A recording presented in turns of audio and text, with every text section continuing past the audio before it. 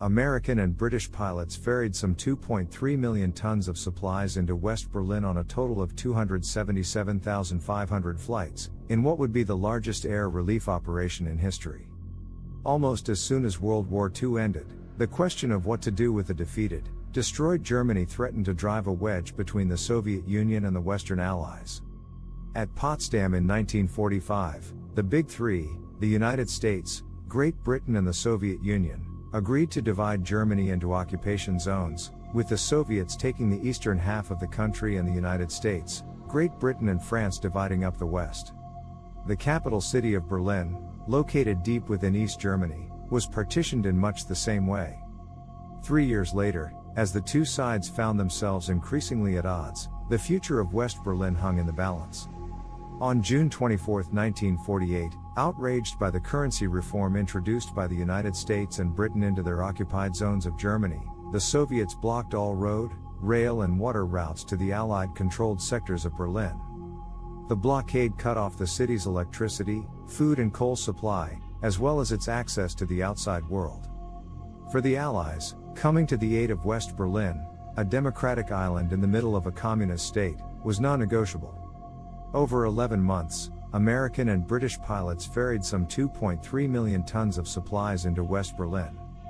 According to agreements made in 1945, the United States and Britain still had 3 air corridors to Berlin open to them, so they decided to airlift food, coal and other crucial supplies into the city from Allied military air bases in western Germany.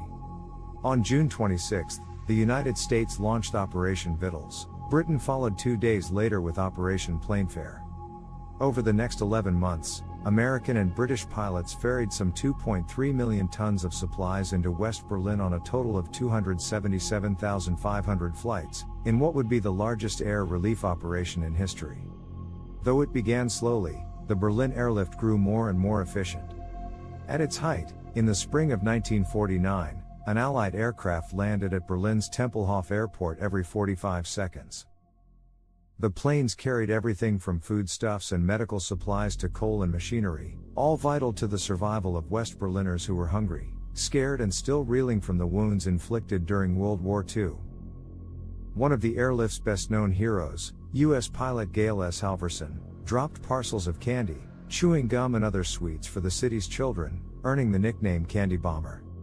The airlift was a lifeline for West Berlin, says Hope Harrison, an associate professor of history and international affairs at George Washington University who has written extensively on the Cold War, Germany, and Russia. To feel that the US and Great Britain, who had been their enemies, weren't giving up on them. The last time they were doing anything, they were dropping bombs, and instead they're bringing in food and coal and everything else.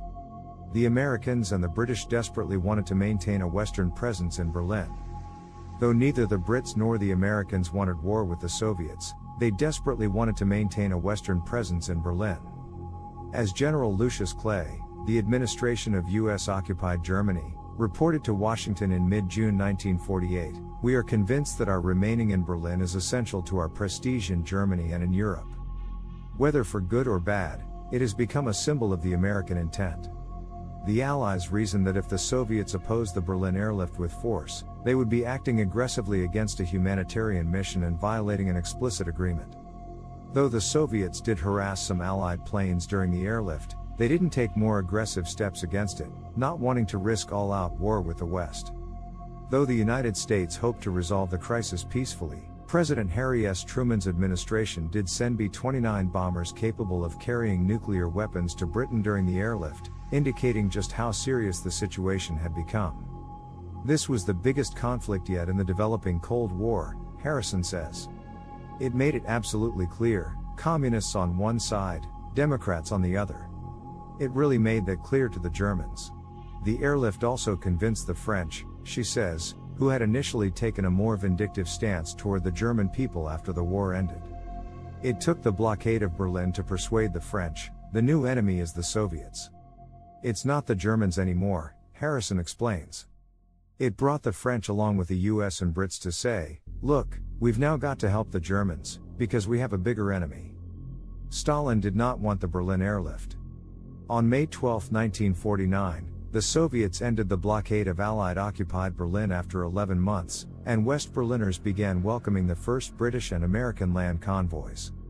A few weeks earlier, the Western Allies had met in Washington to form the North Atlantic Treaty Organization, NATO, and 2 weeks after the blockade was lifted, the Federal Republic of Germany, West Germany, was formally established. Stalin got exactly the opposite of what he wanted, Harrison says. He was essentially, with the blockade, trying to stop the creation of a West German state. Well, he got the creation of a West German state, and a Western military alliance. Early in the airlift, when British and American planes were struggling to carry the necessary amount of cargo to West Berlin, the Soviets offered to lift the blockade if the Allies withdrew the new Deutschmark from the city. But the Allies refused, and in the fall of 1948 some 300,000 West Berliners gathered at the Reichstag to show their opposition to Soviet domination, helping to convince the Allies to continue the airlift. By the following spring, it was clear that the Berlin airlift had become a massive success. Meanwhile, the Allied counterblockade that stopped all rail traffic into East Germany from the US and British zones had dried up the region's supply of coal and steel, hampering its industrial development and making the Soviets worry about a political backlash. After the Berlin airlift, a division in Europe between communist and anti-communist states was cemented. In October 1949, the German Democratic Republic, East Germany, was officially announced. 3 years later, Stalin's Soviet regime sealed the border between East and West Germany, leaving Berlin as the only conduit for East Germans looking to escape communism. Between 1949 and 1961, some 2.5 million of them fled via West Berlin, until in August 1961 the East German government erected the barbed wire fence that would become the Berlin Wall. The crisis over Berlin in 1948-49 had cemented the division of Europe into communist and anti-communist states, and transformed the German capital, previously identified with Nazism and Hitler, into a Cold War-era symbol of democracy and freedom. For West Germans, the Berlin airlift would instill an enduring sense of gratitude toward the United States and Britain, their former enemies who had refused to allow them to be swallowed up into the communist regime, and had helped them when they needed it most. You helped us in our hour of need, we will help you now. Decades later, long after the Cold War faded into memory, the long-term effects of the Berlin airlift lingered. So many Berliners of that generation to this day have cans of food or powdered milk they kept as a souvenir of the airlift, Harrison says. After the terrorist attacks of 2001 on the United States, the city of Berlin took out a full-page ad in the New York Times with pictures of the airlift.